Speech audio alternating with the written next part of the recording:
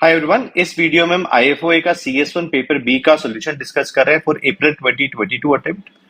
First question was straight forward, जहां पे आपको सिनेरियो क्या दिया हुआ था वो मैं डिस्कस कर ले रहा हूं फटाफट। कि एक इंजीनियर है जो कि ये देखना चाहता है कि मैक्सिमम नंबर ऑफ पीपल जो लिफ्ट को क्या कर सकते हैं, ऑक्यूपाई कर सकते हैं, उसको असेस करना चाहता है। और उसके लिए जो क्राइटेरिया उसने सेट करा है वो क्या है कि टोटल वेट, अगर 8 लोग लिफ्ट में चढ़ते हैं तो क्या होगा, और वही टोटल वेट अगर 9 लोग लिफ्ट में चढ़ते हैं तो क्या होगा। क्वेश्चन कहता है कि अगर 8 लोगों का आप डिस्ट्रीब्यूशन निकालते हैं टोटल वेट का, यानी समेशन एक्सआई का अगर आप डिस्ट्रीब्यूशन निकालते हैं फॉर 8 पीपल, तो जो मीन निकल के आएगा वो आएगा 560 केजी और स्टैंडर्ड डेविएशन आएगा आपका 57 केजी, और डिस्ट्रीब्यूशन जो फॉलो हो रहा होगा वो नॉर्मल है। वहीं पर अगर आप टोटल वेट अगर 9 लोग कर देते हैं ये, तो डिस्ट्रीब्यूशन नॉर्मल ही रहेगा, लेकिन मीन क्या हो जाएगा इसका 630 एंड स्टैंडर्ड डेविएशन क्या हो जाएगा इसका 61। तो फर्स्ट पार्ट सिंपल प्रोबेबिलिटी का क्वेश्चन था कि प्रोबेबिलिटी निकालो दैट द टोटल वेट, तो टोटल के लिए आपको अलग से कुछ नहीं करना है, बिकॉज जो डिस्ट्रीब्यूशन है वो भी आपको टोटल वेट का ही दे रखा है कि इन 8 लोगों का जो टोटल वेट है वो 650 केजी को एक्सीड करेगा, मुझे इसकी प्रोबेबिलिटी निकाल के देनी है। तो हमने क्या किया, सपोज एक रैंडम वेरिएबल x1 में डिफाइन कर देता हूं जो डिनोट करा है मेरे लिए टोटल वेट ऑफ 8 पीपल, और वो क्या फॉलो कर रहा है नॉर्मल 560, 57 स्क्वायर डिस्ट्रीब्यूशन। अच्छा, ये स्क्रिप्ट आपको टाइप नहीं करनी ऑब्वियसली, इसका मैं लिंक डिस्क्रिप्शन में दे रहा हूं, तो वहां से आप डाउनलोड कर सकते हैं अगर आपको अपना सोल्यूशन मैच करना है। ऐसे ही 9 लोगों के लिए हमने x2 रैंडम वेरिएबल डिफाइन कर दिया 9 लोगों के वेट के लिए, वो भी नॉर्मल फॉलो करता है विद मीन 630 एंड वेरिएंस क्या है आपका 61 का स्क्वायर। तो पहले पार्ट में अगर ध्यान से देखें तो 8 लोगों का वेट 650 को एक्सीड करेगा, इसकी प्रोबेबिलिटी मांगी थी, यानी सिंपली मुझे नॉर्मल डिस्ट्रीब्यूशन की प्रोबेबिलिटी निकालनी है 650 से बड़े होने की। तो I can use p norm distribution with lower tail is equal to false. अगर लोअर टेल फॉल्स नहीं होता तो ये CDF दे रहा होता, मुझे अपोजिट चाहिए, इसलिए लोअर टेल को हमने क्या करा, फॉल्स करा। किस वैल्यू पर चाहिए, तो 650 पे। मेरे पैरामीटर्स क्या है, 560 एंड 57। सिमिलरली सेकंड पार्ट में कह रहा है कैलकुलेट द प्रोबेबिलिटी कि टोटल वेट जो 9 लोगों का होगा वो एक्सीड करेगा 650 केजी। तो 9 लोगों का जब आप आंसर देखते हैं तो आपका पैरामीटर्स बदल जाते हैं, सब कुछ सेम रहेगा। आपका मीन क्या हो जाएगा 630 एंड स्टैंडर्ड डेविएशन क्या हो जाएगा आपका 61, एंड बाकी सारी कमांड आपकी क्या रहेगी, सेम रहेगी। So if I run this command तो आप देखेंगे आपके पहले पार्ट का जो आंसर आना चाहिए वो 0.057 समथिंग आना चाहिए, एंड आपका जो सेकंड पार्ट का आंसर आना चाहिए वो 0.3715054 आना चाहिए। नाउ कह रहा है comment on your answer in part 1 and 2। आप कमेंट करिए कि पहले पार्ट में 5% के आसपास प्रोबेबिलिटी है, लेकिन सेकंड पार्ट में 37% प्रोबेबिलिटी हो जाती है। इसका एक कॉमन रीजन ये भी हो सकता है कि जब 8 से अब लोग 9 करेंगे तो डेफिनेटली 650 को एक्सीड करने की प्रोबेबिलिटी बढ़नी चाहिए। कि आप पहले 8 लोग लिफ्ट में चढ़ा रहे थे, अब 9 लोग चढ़ा रहे हैं, तो वो एक रीजन है प्रोबेबिलिटी इंक्रीज करने का।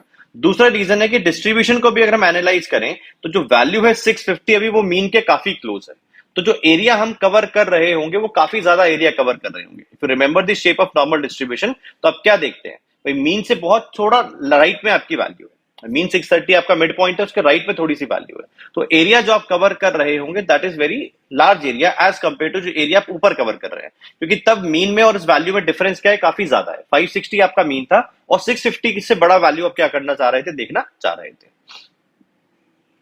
देन फोर्थ पार्ट में कहता है calculate the interval for the central region containing 80% of the distribution of total weight of 8 people.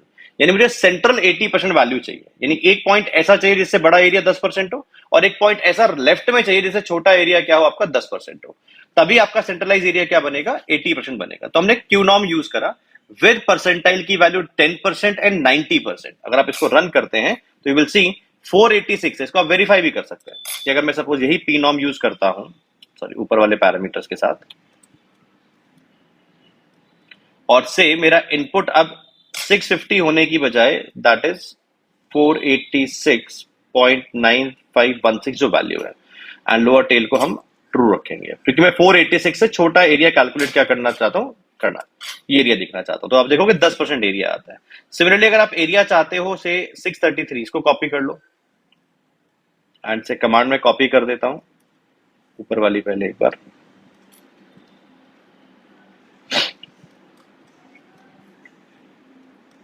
और इस कमांड में 650 की जगह मैं रिप्लेस कर देता हूं इस वैल्यू को,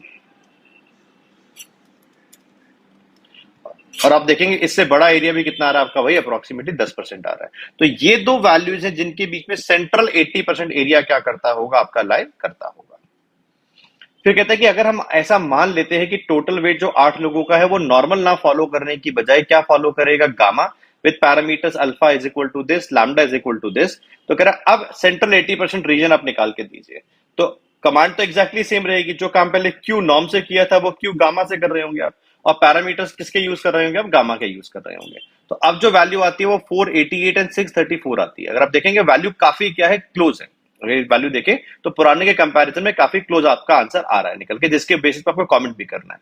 तो क्लोज आने के दो कारण हो सकते हैं कि एक तो आप अप्रोक्सीमेटली अगर मीन और वेरिएंस कैलकुलेट करेंगे, मतलब गामा के पैरामीटर्स मेरे ये हैं, अगर मैं यहाँ पे से इसका मीन निकाल देता हूं तो 96.522 डिवाइडेड बाय 0.1724, तो आप देखेंगे आपका मीन क्या आ रहा है, 560 आ रहा है, which is close to this parameter value. तो एक तरह से हो क्या रहा है यहाँ पे कि शायद ये गामा डिस्ट्रीब्यूशन कुछ नहीं है, ये नॉर्मल का अप्रोक्सीमेशन करा गया है, कि उल्टा अप्रोक्सीमेशन कर रहा है। हमने गामा से वापस नॉर्मल से वापस किसके पैरामीटर बनाए, गामा में।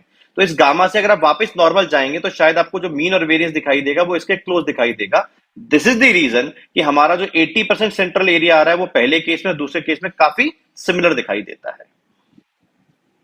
नाउ सेकंड क्वेश्चन के फर्स्ट पार्ट में कहता है कि simulate a sample of 100 values from beta distribution.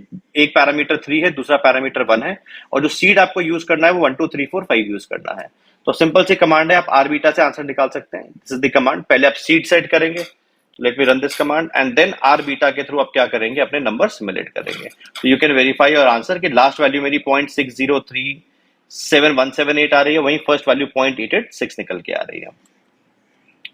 फिर कहता है कि सेकंड पार्ट में कि plot a histogram of this sample simulated in part 1। इसका एक हिस्टोग्राम बनाना है। तो सिंपली आपका जो वेक्टर है वो आप इनपुट करा देंगे हिस्ट कमांड के अंदर, और मैंने थोड़ी सी लेबलिंग कर दी है कि मेन हेडिंग डाल दी है, एक्स लेबल की वैल्यू डाल दी है। तो यू विल सी कि इस तरह का आपका हिस्टोग्राम आएगा, जहां पे एक्स एक्सिस क्या बता रहा है, जो वैल्यू सिमुलेट हुई है, और वाई एक्सिस क्या बता रहा है, करस्पॉन्डिंग फ्रीक्वेंसीज बता रहा है आपको।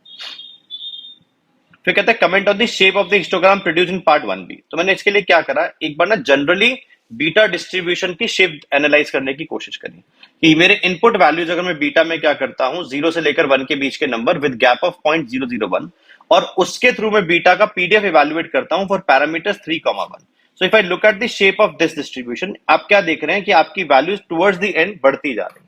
Same is the case with this histogram. अगर आप देखेंगे इस हिस्टोग्राम को तो वैसा ही कुछ नेचर आपको यहाँ पे दिखाई दे रहा है। तो यू कैन सी कि हम जो एक्सपेक्ट कर रहे थे कि डिस्ट्रीब्यूशन का नेचर नेगेटिवली स्क्यूड होना चाहिए, वही चीज हमें सिमुलेशन के थ्रू भी क्या कर रही है, दिखाई दे पा रही है।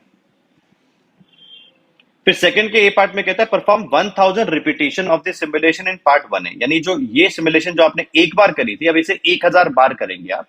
You should compute and store the value of mean of the sample for each repetition. ऐसे बहुत सारे क्वेश्चन आपने असाइनमेंट में ऑलरेडी करे हुए थे कि बार बार जो सैंपल जनरेट होगा उनका मीन लीजिए और उसको स्टोर करिए, और जो सीड आपको यूज करना है वो क्या यूज करना है, अगेन 1 2 3 4 5। तो मैंने पहले ब्लैंक वेक्टर क्रिएट कर लिया ऑफ 1000 वैल्यूज, जहां पे हमने 0 को स्टोर करा 1000 टाइम्स, एंड मैंने अपना सीड रन कर दिया 1 2 3 4 5। मैंने कमांड वही रन करी है जो ऊपर लिखी है, बस उस कमांड के साथ एक एडिशनल चीज क्या ऐड करी कि जब भी वैल्यू जनरेट होके आएंगी 100 वैल्यूज, उनका मीन इवैल्यूएट होगा और वो ith पोजीशन में ऑफ दिस वेक्टर क्या हो जाएगा, जाके सेव हो जाएगा। एंड आफ्टर रनिंग दिस मैं अपनी 100 पोजीशंस को क्या कर पाया हूँ, फिल कर पाया हूँ। If I look at this vector, तो this is how my values will look like. फिर कह रहा है अब इन 1000 सैंपल मीन्स का हिस्टोग्राम बना के दीजिए। तो अगेन सेम कमांड, बस लेबलिंग मैंने क्या करी है, चेंज कर दी है, and I can simply create my histogram. तो इस तरह का मेरा हिस्टोग्राम यहाँ पे अब दिखाई देगा। अब करें comment on the shape of the histogram, तो आप देखेंगे थोड़ा सा सेंट्रलाइज्ड हो गया या फिर सिमेट्रिकल शेप आ गई। अब आंसर जानते हैं ऐसा क्यों हुआ। अगर मैं बहुत ज्यादा सैंपल वैल्यू इकट्ठी करूंगा तो things tend to centralize due to center limit theorem.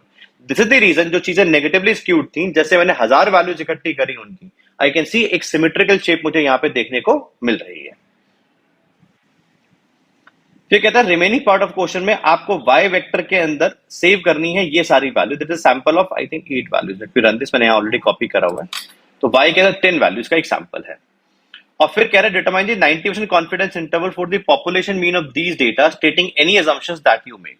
तो अब आपको पॉपुलेशन मीन नोन तो है नहीं, उसका तो अपने इंटरवल निकालना है। सैंपल स्टैंडर्ड डेविएशन नोन है, तो हम टी डिस्ट्रीब्यूशन के थ्रू क्या कर सकते हैं, म्यू का कॉन्फिडेंस इंटरवल कैलकुलेट कर सकते हैं। तो सिंपल टी डॉट टेस्ट हमने यूज करा विद कॉन्फिडेंस लेवल 90%, और हमने एक्सट्रैक्ट करा है सिर्फ कॉन्फिडेंस इंटरवल वाला पार्ट उसका, और उस आंसर को हमने सेव करा है CI नाम के एक ऑब्जेक्ट में। तो आपका आंसर 2.12 से 3.79 ये आपका आंसर निकल के आना चाहिए। देन फोर्थ पार्ट में कहता है determine an estimate of standard error of sample mean using these data. Now you know बेटा x बार का जो standard deviation होता है वो सिग्मा बाय रूट एन होता है. वैसे वो क्या होता है sigma by root n. Since sigma is not known तो इस केस में हम क्या मान के चलेंगे s by root n will be my standard error जो t टेस्ट लगाते हो आप यूज भी करते हैं कि जो सैंपल है इसका standard deviation will be divided by square root of जितनी भी ये वैल्यूज है या स्क्वायर रूट ऑफ 10 आप यहाँ पे लिख सकते थे. तो आप देखेंगे जो स्टैंडर्ड एरर आपका आ रहा है 0.456314 ये आपका स्टैंडर्ड एरर निकल के आएगा. यहाँ पे मिस क्या हो सकता है कि सैंपल मीन का स्टैंडर्ड एरर मांगा है ना कि हमसे स्टैंडर्ड एरर वाई का मांगा है. ये आप चेक कर लेना आंसर में. फिर क्या determine an estimate of standard error of the sample mean using the bootstrap with bootstrap sample size of 10,000. आपको 10,000 सैंपल्स को क्या करना है जनरेट करना है. तो बूटस्ट्रैप क्या करेगा इन्हीं के अंदर से 10,000 डिफरेंट कॉम्बिनेशंस ऑफ सैंपल बनाएगा. और अगेन ये सिमुलेशन रन करने से पहले मुझे सीड क्या यूज करना है 1 2 3 4 5 यूज करना है. तो हमने पहले सीड को सेट करा और हमने क्या बोला 1000 टाइम्स रेप्लिकेट कर दें. आप क्या कर दें ये जो y है इसके थ्रू एक सैंपल जनरेट हो पहले तो सैंपल क्या करेगा जो वैल्यूज y के अंदर स्टोर है उसी को डिफरेंट कॉम्बिनेशन अरेंजमेंट लगा के देगा. ऑर्डर डिफरेंट लगा के देगा.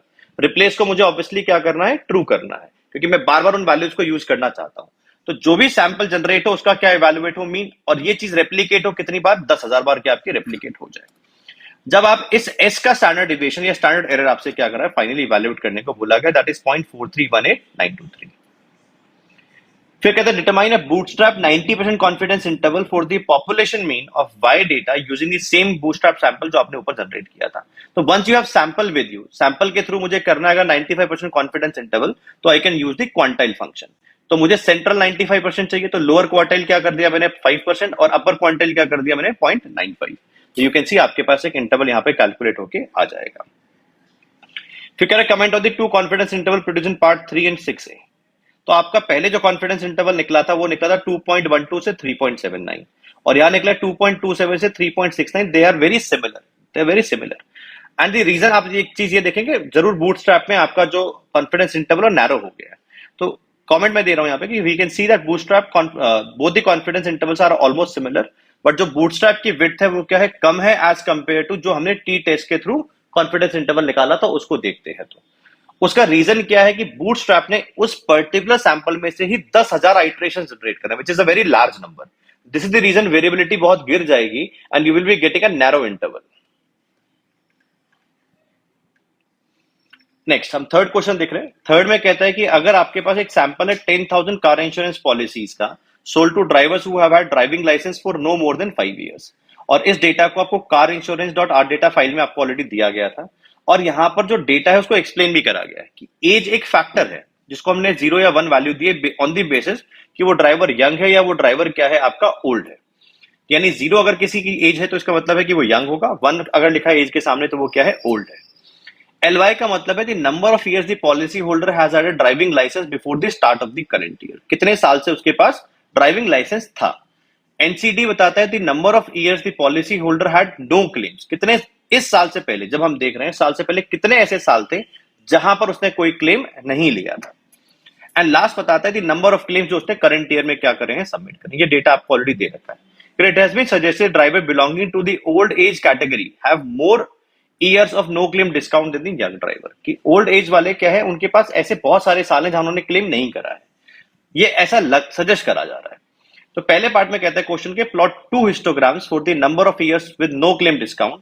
एक यंग के लिए करिए और एक ओल्ड के लिए करिए. कि पहले आप डेटा एक्सट्रैक्ट करिए कि कितने साल ऐसे हैं जहां क्लेम नहीं करा है. कुछ लोगों ने यंग वालों ने भी और ओल्ड वालों ने भी एंड देन आप उनका क्या बनाइए एक हिस्टोग्राम बना के दीजिए अलग अलग. तो सबसे पहले हमने क्या कर लेना अपने डेटा को लोड कर लेना. इस केस में let me set my directory first. तो मेरी जो डायरेक्टरी है फिलहाल दैट इज डाउनलोड जहां हमने फाइल डाउनलोड करी है CS1B. This is the directory जहां पे डेटा क्या है ऑलरेडी अवेलेबल है. तो I can use load function और आप डायरेक्टली डेटा फाइल पे क्लिक करके भी क्या कर सकते थे आर में लोड कर सकते थे. इफ आई रन दिस तो मेरा डेटा लोड हो गया है. पर आप देखोगे डेटा आपको यहाँ पे वेक्टर मतलब ऑब्जेक्ट की फॉर्म में लोड हुआ है कि एज एक ऑब्जेक्ट बन गया, CI सॉरी क्लेम्स एक ऑब्जेक्ट बन गया. तो मैंने क्या करना है उसको डेटा के फॉर्म में प्रेजेंट करने के लिए उन ऑब्जेक्ट्स के थ्रू मैं एक डेटा फ्रेम क्रिएट कर ले रहा हूं जिसको डेटा नाम के ऑब्जेक्ट में मैं सेव कर दे रहा हूं. So if you look at now data object कुछ ऐसा दिखाई आपको वो देगा. तो एज में जिसकी वैल्यू 0 है वो यंग है। क्लेम्स की जिसकी वैल्यू 1 है, तो क्लेम्स क्या बता रहा था आपको, कितने क्लेम्स उसने करंट ईयर में करे, तो उसने एक क्लेम करा होगा। एलवाई बता रहा था कितने साल से उसके पास ड्राइविंग लाइसेंस है, तो 4 साल से इसके पास ड्राइविंग लाइसेंस है। और एनसीटी बता रहा था कितने साल ऐसे हैं जिसमें नो क्लेम डिस्काउंट अवेल किया, तो 4 साल में इसने नो क्लेम अमाउंट भी, नो क्लेम बोनस भी क्या करा होगा, अवेल करा होगा। तो मैंने कहा सबसे पहले मैं क्या कर लेता हूं, क्योंकि मुझे हिस्टोग्राम में क्या शो करना है, number of years with no claim discount, उसको मैं एक्सट्रैक्ट कर लेता हूं। नो क्लेम डिस्काउंट का मेरे को डेटा एक्सट्रैक्ट करना है फॉर यंग पीपल। तो मैंने बोला डेटा ऑब्जेक्ट में जाइए और उसमें एनसीडी कॉलम को पुल करिए विद अ कंडीशन कि एज की वैल्यू किसके इक्वल हो, क्योंकि आप कंडीशन लगा रहे हैं तो डबल इक्वल टू यूज करेंगे कि एज कॉलम में जिनकी वैल्यू क्या है, 0 है, उनके लिए एनसीडी की वैल्यू क्या करें, आप पुल करें और स्टोर करें एनसीडी यंग नाम के ऑब्जेक्ट में। तो अगर आप एनसीडी यंग को सपोज यहां पे कॉल करते हैं, यू विल सी ये वो सारे लोग आ गए जो यंग हैं और जिन्होंने क्या करे हैं, बेसिकली यंग लोगों का डेटा आ गया और डेटा जो एक्सट्रैक्ट हुआ है वो एनसीडी कॉलम का हुआ है। सिमिलरली हम ओल्ड लोगों का डेटा भी क्या कर सकते हैं, एक्सट्रैक्ट कर सकते हैं by changing the condition equal to 1। और सिंपल सा हिस्टोग्राम, मैं हेडिंग नहीं डाली है यहाँ पे, आप हेडिंग डाल सकते हैं। यू कैन सी आपके ये दो हिस्टोग्राम आपको दिखाई देंगे फॉर यंग पीपल। आप देखेंगे ज्यादा बड़ी लाइंस 2 और 3 पे दिखाई देती हैं और वहीं पर अगर आप ओल्ड में जाते हैं तो ज्यादा बड़ी लाइंस आपको 4 और 5 पे दिखाई देती है। Correct comment of the suggestion that driver belonging to the old age category have more years of no claim discount। हाँ जी दिखाई दे रहा है, इनके पास 4 और 5 में मैक्सिमम डेटा बैठा है कि ऐसे साल जिनमें इन्होंने क्लेम नहीं करा वो 4 या 5 होंगे, इनकी क्वांटिटी बहुत ज्यादा है। वही यंग एज में देखते तो ऐसे साल जिनमें इन्होंने क्लेम ना करा हो वो 2 और 3 में क्या है, बहुत ज्यादा नंबर बैठा हुआ है। तो सजेशन काफी हद तक हमें करेक्ट दिखाई दे रहा है। देन थर्ड पार्ट में कहता है calculate the proportion of policy holders with more than 2 years of no claim discount among young policy holder. कि आपने जो एनसीडी यंग वाला डेटा निकाला है इसमें परसेंटेज निकाली है उन लोगों की जिनके लिए वैल्यू 2 से ज्यादा हो, 4 5 3 या 4 या 5 हो। तो हमने कहा सिंपल सी कंडीशन लगा देते हैं कि इस ऑब्जेक्ट में पहले उनको एक्सट्रैक्ट कर लें जिनके लिए वैल्यू 2 से ज्यादा होगी एंड जो टोटल लोग हैं उनसे क्या करें, हम उसको काउंट को डिवाइड कर दें, तो you will get this proportion. Similarly old age के लिए भी मांगी थी, सेम कमांड है, यंग की जगह ओल्ड रिप्लेस करा है, this is this number. Then fourth part में कहता है test the hypothesis that the proportion of policy holder with more than 2 years of no claim discount is equal for both the groups. कि ये proportion दोनों के लिए क्या आएगी, सेम आएगी। यानी मुझे बाइनोमियल का 2 सैंपल का प्रोपोर्शन वाला टेस्ट क्या करना है, लगाना है। तो I need a vector x, पहली बात तो कि जो दोनों का सक्सेस का काउंट बता रहा होगा, तो मेरे को कुछ नहीं करना है, खाली न्यूमरेटर ले लेना है पार्ट ए और पार्ट बी से, उसका एक वेक्टर क्रिएट कर देते हैं। इफ यू सी तो 3 4 4 8 3 8 7 1 कि यंग में इतने लोगों ने ऐसे थे जिनका 2 से ज्यादा क्लेम करते, 2 साल से ज्यादा नो क्लेम डिस्काउंट के ईयर से, और ओल्ड में इतने हैं।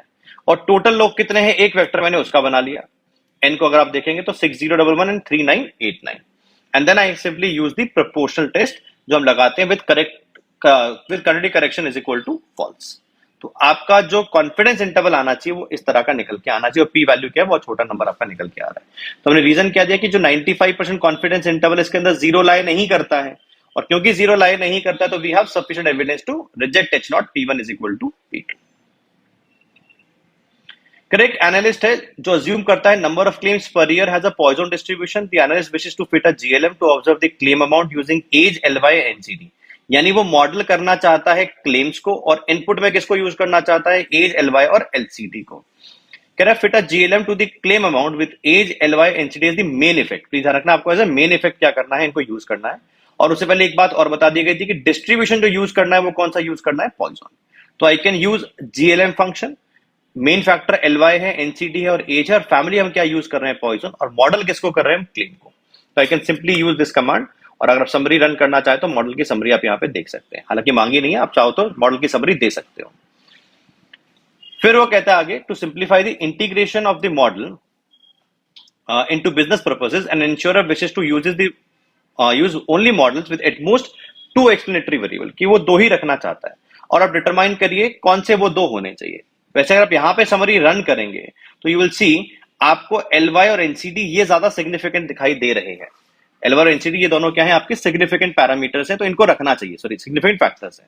बट फिर भी हमने क्या करा, यहाँ पे एक एलवाई एनसीडी से मॉडल बनाया, एक एलवाई एज से मॉडल बनाया, एक एनसीडी एज से मॉडल बनाया, and I have selected a model जिसकी लोएस्ट एआईसी आती है, वो मेरे लिए क्या होगा, प्रेफर्ड मॉडल होगा। तो अगर आप रन करते हैं तो मॉडल 1 की एआईसी आपकी 231 समथिंग आ रही है, वहीं पे मॉडल 2 का जब आप देखेंगे तो आपका आंसर जो निकल के आएगा वो 23125 आ रहा है, और ज्यादा हो गया है।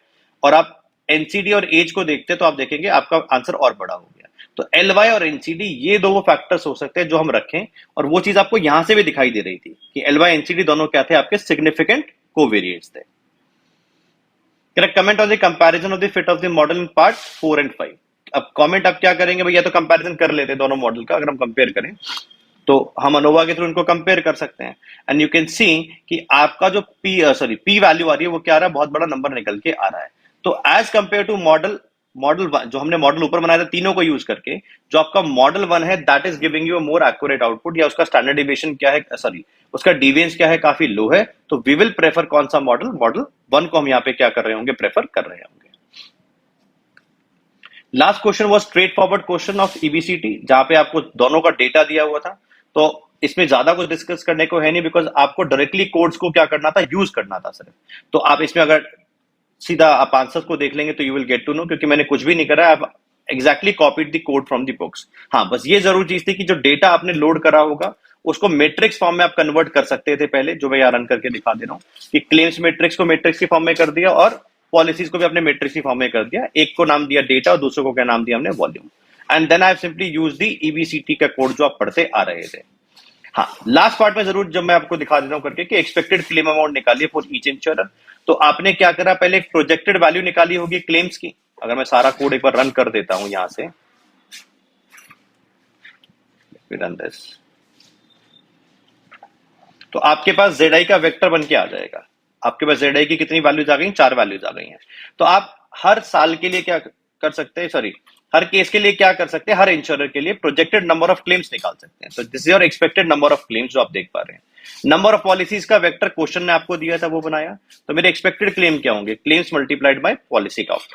तो अगर आप देखेंगे एक्सपेक्टेड क्लेम्स को आप रन करें तो आपका जो आंसर आना चाहिए वो 78, 19, 124, 46, ये आपका आंसर बन के आना चाहिए फॉर द लास्ट पार्ट।